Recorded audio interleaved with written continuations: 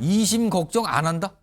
선거법 위반 혐의 2심 걱정을 민주당이 하고 있는 거 아닙니까? 근데 걱정 안 한다고요? 정말로요? 오늘 그 얘기를 꺼내놨는데. 자, 그러면 이재명 대표의 목소리 좀 들어보겠습니다. 본인 재판 그 2심 공신법 2심 언제쯤 나옵니까?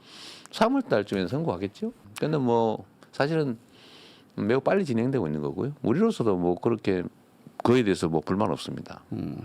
빨리 정리되는 게 좋죠. 최악의 경우 2심 판결을 안고 그게 이제 불리한 판결이 나와도 쳐요. 예. 그럴 리가 없다고 뭐 생각하시는데 그런 가정을 뭐 있을 수 없는 가정을 합니까? 오, 이준웅 의원? 그러니까 두 가지요? 2심 걱정 안 한다? 뭐 물어보니까 그거 뭐 불리하게 나오는데 그런 거 가정 안 합니다라는 거예요. 일단 내용에 대해서 절대 걱정 안 한다. 그리고 그 2심 뭐 빨리 나오는 거 좋죠. 약간 이런 분위기인데요.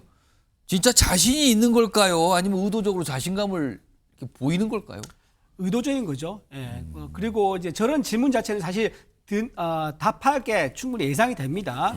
걱정됩니까? 두렵습니까? 하면 걱정됩니다라고 하는 정치인은 아무도 없습니다. 그렇겠네. 따지고 보니까 또 그렇겠네요. 그렇죠. 억울함을 밝히겠습니다. 끝까지 절 믿어주십시오. 이렇게 나올 수밖에 없는 질문이었던 거고요.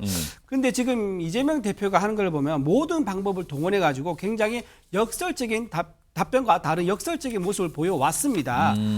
요리조리 수사라든가 재판을 피하는 모습을 보여서 혹시 법꾸라지가 아니냐 이런 비판까지 있었는데요. 제가 단적으로 보면 수사에 일단 불응했을 거요. 재판에 안 나갔습니다. 단식하기도 하고 여러 가지 일정 때문에 안 나오게 됐고요. 그다음에 항소심 사건 자료를 받지도 않았습니다. 패분 부재라고 하면서 수령을 거부했었지요. 또 재판부 변경 신청도 했었고요. 판사 기피 신청 그리고 마지막으로는 변호사 선임을 늦추기도 했습니다. 이런 방법은요. 재판받고 있는 일반 시민들은 꿈도 못 꿉니다. 왜냐하면 판사한테 찍힐까 봐. 판사가 더 중한 형벌을 내릴까 봐. 더 중한 처벌을 할까 봐서 못합니다. 그런데 이재명 대표는 왜 할 수 있었느냐. 뒤에 바로 거대 의석이 있기 때문입니다. 예. 이런 식으로 정치적 어떤 의회 힘을 믿고 이런 식으로 재판부를 흔드는 모습을 보여왔기 때문에 오늘 답변은 거꾸로 답한 거다. 본인 실제 걱정과 두려움을 거꾸로 답한 거다. 이렇게 정리할 수 있습니다. 반대 모습이 나온 것 같다. 약간 그런 뜻인데요.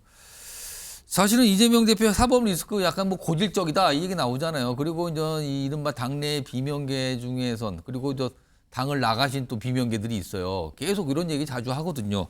최근에 이낙연 전 총리 이재명 대표와 관련해서 얘기 좀 했어요. 어떤 모임에서 들어보시죠. 국민의힘은 윤석열 대통령의 계엄 선포마저 두둔하고 민주당은 이재명 대표의 사법 리스크를 호도하고 있습니다. 국민의힘이 계엄 선포를 민주당의 사법 리스크를 정리하지 않은 채로 대선에 임한다면 대선 후에도 지금 같은 혼란이 계속되거나 진영만 바꾸어 혼란이 이어질 것입니다. 이미 윤석열, 이재명 정치의 동반 청산이 시대정신으로 자리 잡아가고 있습니다. 그러니까요, 이 같은 진영에 있지만 약간의 대척 관계에 있는 정치인들은 계속 저런 얘기 하잖아요. 지금 저거 사법 리스크 나중에 큰일 납니다. 큰일 납니다. 어떻게 하려고 그래요? 이런 얘기 계속 꺼내놔요. 그리고 앞서서 이재명 대표는 2심 걱정 안 한다 이런 얘기 했잖아요. 그런데요, 화면 좀 보겠습니다. 이게 어떻게 된 겁니까? 변호인이 늘어났어요? 7명으로, 이 2명에서 7명으로 늘어났네요. 많이 대폭 증가했어요. 1심에서 지금 선거법 위반 혐의 유죄 나왔잖아요. 2명이었는데 7명이면 대폭 보강을 한 건데, 변호인을. 성추윤 부의장, 걱정 안 하는 거 맞습니까? 걱정을 할 때 변호인을 많이 늘리는 거 아닙니까? 아무래도 1심 때 모두가 예상했던 것보다 물론 국민의힘 몇 분께서는 계속해서 뭐 징역형 나올 거다라고 했지만 다수가 예측했던 것보다 매우 중하게 나왔죠. 그렇기 때문에 1심 재판, 1심 변호인단이 사실상 저는 변호에 실패한 거라고 봅니다. 그럼 실패로 판단을 하고 그쵸. 교체도 하고 보강도 하고 이렇다고 보시는 거예요? 좀 더 왜냐하면 2명이었던 것은 1심 때 아무래도 좀 안일하게 생각을 했던 것 같고 다양한 시각을 가진 변호인이 굳이 필요하지 않다라는 판단 때문에 2명으로 소수의 인원으로 진행을 했던 것인데 2심에서는 이제 전략을 많이 바꿔야 될 겁니다. 1심에 똑같은 전략으로 가서는 이 뒤집을 수 없다고 생각할 거기 때문에 좀 더 다양한 의견을 듣기 위해서 7명 정도의 이런 그 변호인단을 통해서 하는 것이 맞다고 생각을 하고요. 그리고 증인 신청 역시 마찬가지입니다. 자꾸 민주당의 그 이재명 후보가 이번에 최근에 이재명 대표가 14명의 증인을 신청을 하고 3명인가 4명이 받아들여졌는데요. 예. 이거에 대해서 무슨 무더기 신청이다 이렇게 주장들을 하시는데 1심 때 전체 증인이 45명인가 그랬습니다. 근데 검찰 측 증인이 41명인가 그랬고 이재명 측 증인은 4명밖에 안 됐습니다. 그렇기 때문에 1차 때는 그렇게 무더기 증인 신청을 했던 건 오히려 검찰이었음에도 불구하고 그것보다 훨씬 적은 이재명 대표 측의 증인을 보고 이건 지연 전략이다 이렇게 비판하는 것은 주장하는 것은 과도한 것이고 사실과는 다른 것이죠. 그렇기 때문에 이재명 대표는 아까 재판은 빠르게 진행될 것이다. 그리고 그거에 대해서 불만이 없다라고 말한 것이기 때문에 저는 그런 것들이 어떻게 보면 뭐 자신감의 표현일 수도 있고 그리고 굳이 그 당대표의 입장에서 그리고 공직선거법 같은 경우는 우리 당의 또 운명과도 연관되어 있지 그렇죠. 않습니까? 434억 원과의 명연관이 되어 있기 때문에 민주당에도 아주 민감해요. 그렇죠. 지금. 그렇기 때문에 지지층에 확신을 줄 수 있는 저런 자신감을 표현하는 게 당연하다고 생각합니다. 지지층을 겨냥한 얘기였다. 이런 얘기가 있고요. 오늘 이재명 대표가 얘기를 꺼냈고요. 그리고요. 지난 대선 이재명 대표의 패배였잖아요. 근데 이와 관련해서 책임 얘기를 좀 꺼내놨어요. 들어보시죠. 대선에서 진 거는 제일 큰 책임은 저한테 있어요. 저희 부족함이 가장 크게 영향을 미쳤죠. 준비도 부족했을 거고 자질도 부족한 점이 있고 과거의 이력들에서도 흠잡을 때가 있는 것이고요. 제 책임이 제일 큰데 저는 그 책임을 부정한 일도 없고 또 그 책임 때문에 이때까지 정말 목숨 걸고 살아오고 있는 겁니다. 내가 먼저 숙여야 상대가 숙일 것이고 그래서 붙여나가야죠. 그래서 저는 사실 국민의힘 의원들하고 술도 한잔하고 토론도 하고 싶어요. 근데 전화를 안 받아. 오, 이준호 대변인. 지금 두 가지 내용이 동시에 영상에 나갔는데 지난 대선에 진 거는 본인한테 가장 큰 책임이 있다? 기존에는 듣기 약간 어려웠던 얘기 같아요. 본인이 가장 진 책임이다. 대선 패배의 책임은 나에게 다 있다. 이런 뜻으로 보이고요. 그리고 여당 의원과 술 한잔 하고 싶은데 뭐 전화를 안 받더라. 약간 분위기가 뭐가 달라진 것 같은데 이거 어떻게 봐야 됩니까?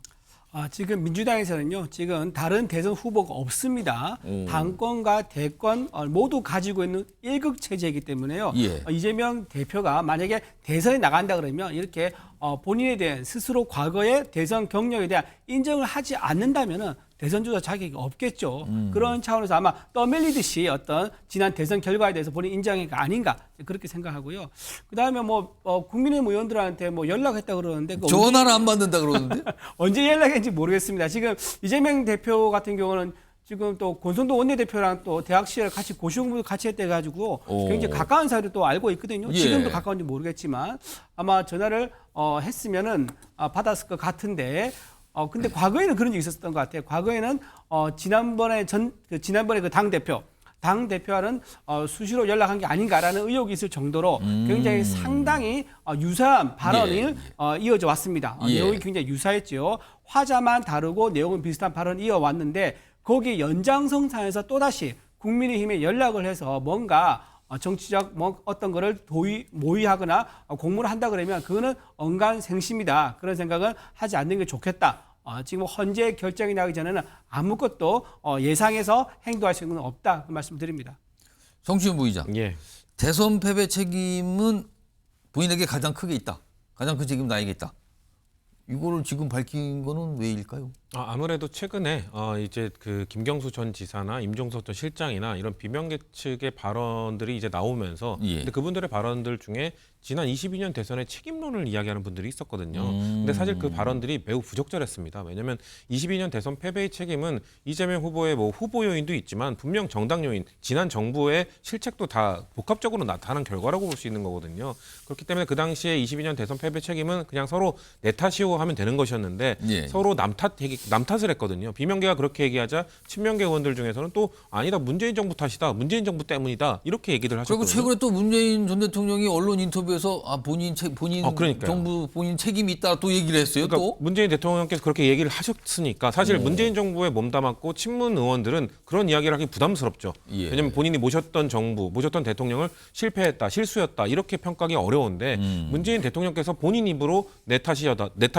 윤석열 정권 탄생에는 나의 잘못이 가장 크다 이런 식으로 발언을 하셨다는 것은 친문계 의원들로 하여금 그런 발언을 하기에 좀 편하게 자리를 마련해 준 거라고 저는 생각을 하고요. 그거에 화답하듯이 이제 이재명 대표도 아니다 본인의 탓이 컸다. 사실 이재명 대표는 2022년 대선 직후에 그 패배 연설을 할 때 내 책임이다라는 얘기를 했었습니다. 근데 그 이후로는 그거에 대해서 뭐 굳이 얘기를 하지 않다가 이번에 어떻게 보면 저는 문재인 대통령의 이야기에 화답하듯이 얘기를 한 것이기 때문에 이제 저는 이 친명이든 친문이든 이거에 대해서 이야기할 때 이제 각자의 수장들이 당신들의 탓이라고 이야기를 했습니다. 그러면 좀 더 발전적으로 민주당이 이제 어떻게 통합될지를 이야기해야지 계속해서 남 탓하다가는 계속 분열만 일어날 것이거든요. 근데 앞으로 어떻게 될지는 지켜봐야겠습니다만 저는 이재명 대표가 이렇게 얘기함으로써 친명계 의원들도 이제 문재인 정권 탓이다라는 얘기 못할 거라고 봅니다. 그렇기 때문에 매우 바람직한 발언을 하셨고 문재인 전 대통령이 그 길을 열어주셨다. 저는 앞으로 좀 진통이 계속 있겠지만 예. 그걸 좀 극복해 나가는 과정이 있기를 좀 기대해 보고 있습니다.